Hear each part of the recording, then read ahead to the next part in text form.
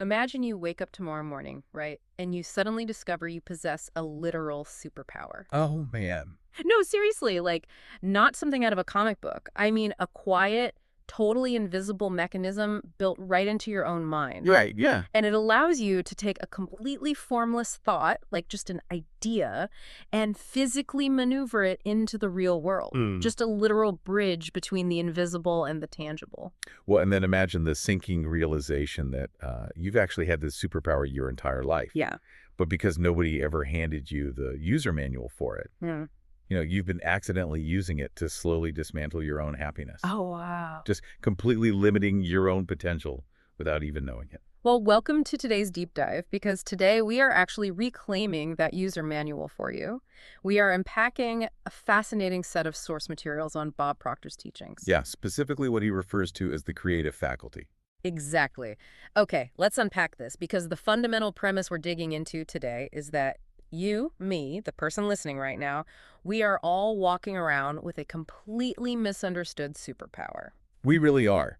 And, to ground this discussion, we have to lay out the stakes right away. Please do. This isn't just a fluffy philosophical discussion about daydreaming or like escaping into some fantasy world. Right, not at all. We are exploring the literal mechanics of how human beings create reality. Yeah. Like the direct pipeline from an invisible thought to a tangible result. So to understand how to use this superpower, I mean, we first have to understand what it actually is, right? Absolutely. And more importantly, how the average person is currently using it to just completely sabotage themselves. Yeah, that's the tragic part.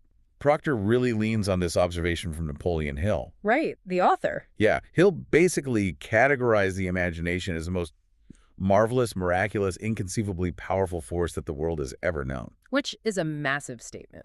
It is.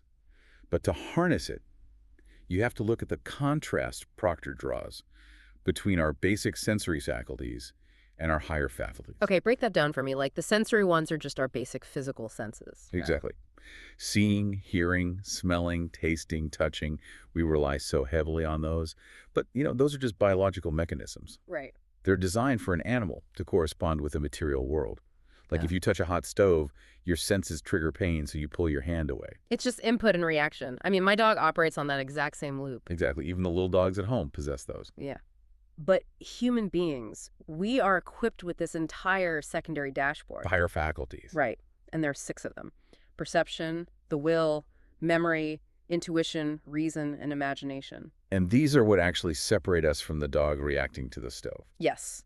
They allow us to operate independently of our immediate environment. But here's the kicker. What's that? Proctor highlights that only 2 to 3% of the population actually uses these higher faculties deliberately. Wait, really? Only 2 to 3%? Yeah. So what on earth are the other 97% doing with all that mental bandwidth? Well, they're using it against themselves. If they use their imagination at all, they use it to worry. Oh, man. Worrying. Yeah, worry is basically just the mechanical process of negative goal setting. They imagine problems coming and things they just don't want. That is so true. It's like using a billion-dollar supercomputer just to calculate mathematically perfect ways to trip over your own shoelaces. That is a great way to put it. A billion-dollar supercomputer running a program called self-sabotage. Yeah, like if I have a big presentation, I don't just feel nervous. I use my reason to calculate how the slides might break, and my imagination to picture my boss glaring at me. What's fascinating here is the physical tragedy of that squandered potential. Hmm. Because your nervous system doesn't know the difference. Wait, it doesn't? No, it responds to that mental calculation as if it's actually happening.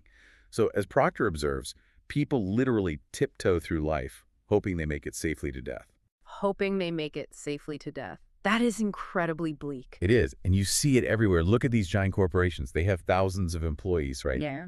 But then they have this incredibly tiny room down the hall labeled the creative department. Oh, yeah. Like 5 people with beanbag chairs. Right.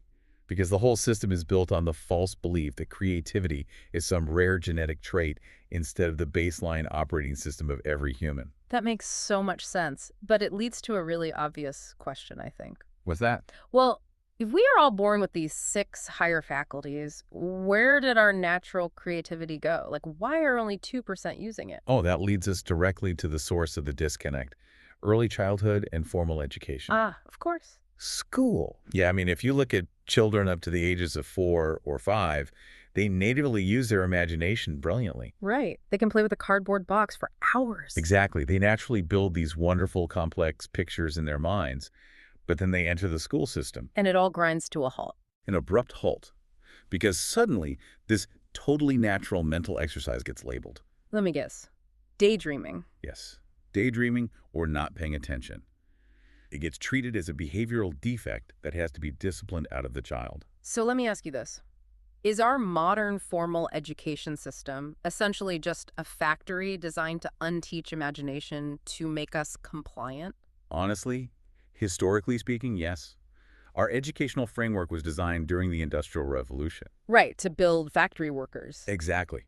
You didn't want highly creative, independent thinkers on a factory floor. You wanted a compliant workforce. Because if you're operating heavy machinery, daydreaming is actually a huge liability. You could lose an arm. Precisely. So the system conditioned people to prioritize their physical senses. Watch the belt, listen for the whistle. Trust what you can see and touch, and ignore your internal creative power. Yes, reacting to the material world became everything. And building an internal world became something you got a detention for. So we basically locked this supercomputer in the basement. We did. But obviously, if you look around at the physical world today, that logic just completely falls apart. How so? Well, every modern convenience around you right now, the microphone you're speaking into, the smartphone in your pocket, Yeah. whether it was invented 2, 5, or 25 years ago, it was completely invisible before it was tangible. Oh, I see. It existed exclusively in the imagination of one individual first. Exactly. Yeah. So if we know our imagination was suppressed, the question is, how do we actively reclaim it? And the source material actually gives us a specific method for this, right? It does. It points to a highly actionable method used by successful people. It originated with William James at Harvard. The famous psychologist. Right. It's called the actor's technique.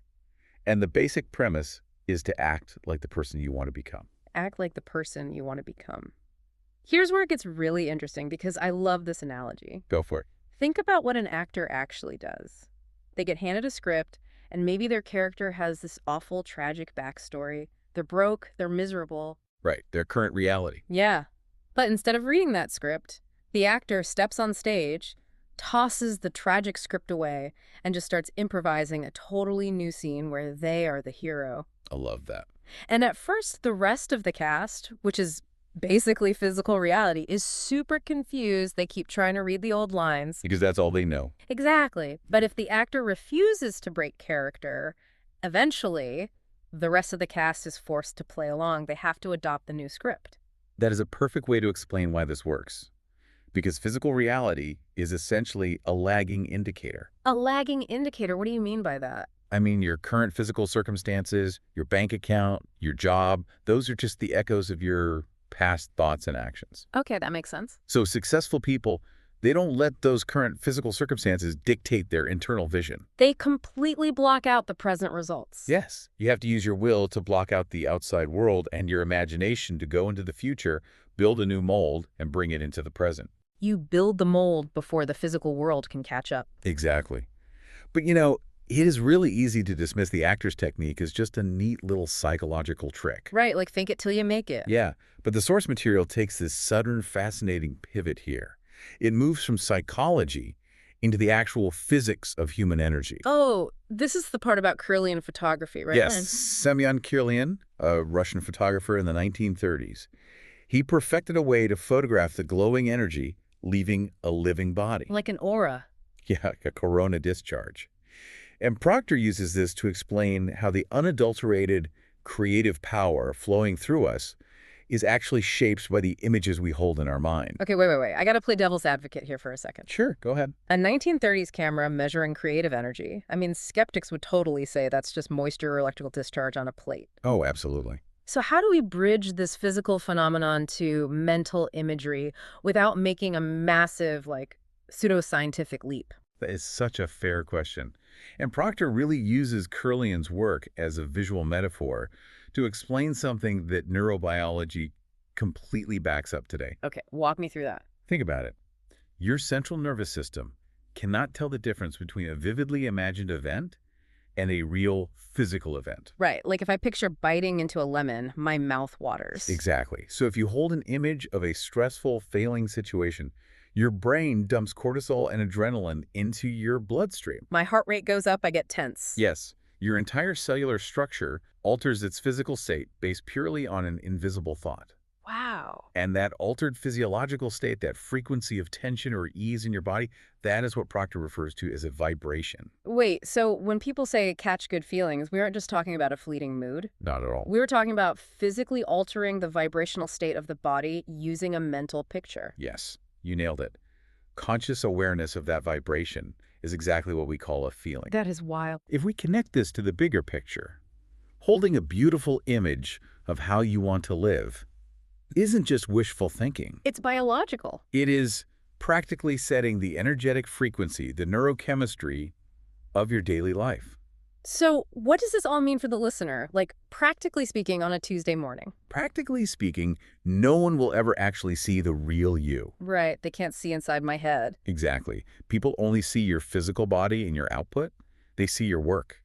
So the work is just the physical evidence of what's happening internally, which means your work has to be great, or at least intentional.